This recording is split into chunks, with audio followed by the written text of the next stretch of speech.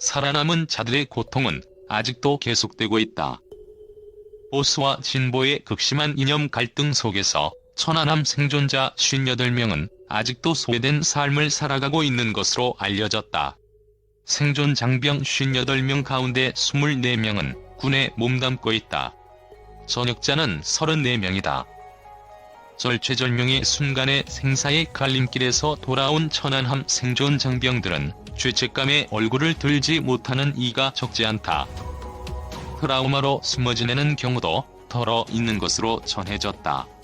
외상후 스트레스 장애를 겪지 않는 사람이 없을 정도다.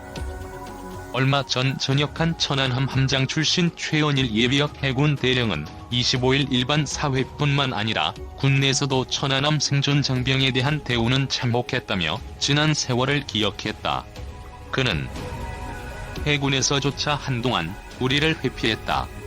천안함 생존 장병들이 배에 함께 있는 것을 보면 재수 없다고 말하는 사람들도 있었다. 일부 고위 간부는 수치심을 느껴야 한다는 발언을 하기도 했다. 이런 분위기 속에서 생존 장병들의 상처는 곪고 덧났다며 꾹꾹 눌러왔던 아픈 속내를 털어놨다. 천안함 생존 장병 전 회장을 맡고 있는 전준용 예비역 병장은 자신이 쓴 살아남은 자의 눈물이라는 책에서 2010년 이후 천안함에 쏟아지는 의혹, 폐잔병 등 갖은 비난 섞인 냉대와 악플에 생존 장병들이 얼마나 많은 고통과 울분의 시간을 보냈는지 모른다고 밝혔다.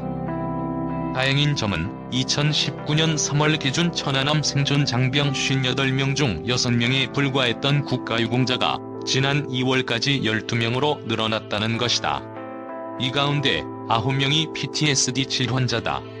보훈처는 천안함 생존 장병이 PTSD로 국가유공자 등록을 신청하는 경우 군병원에서 PTSD로 진단된 이력과 민간병원 치료 내역 등을 확보해 심사하고 PTSD가 요건으로 인정되면 신체 검사를 실시해 유공자 적용 여부를 결정. 하지만 이런 제도는 군 특성상 진급에서 불이익을 받을까 정신과 진료를 신청하지 않았거나 사건 후유증이 심각해 오히려 유공자 신청을 못하는 허점을 간과하고 있다는 반응도 나온다.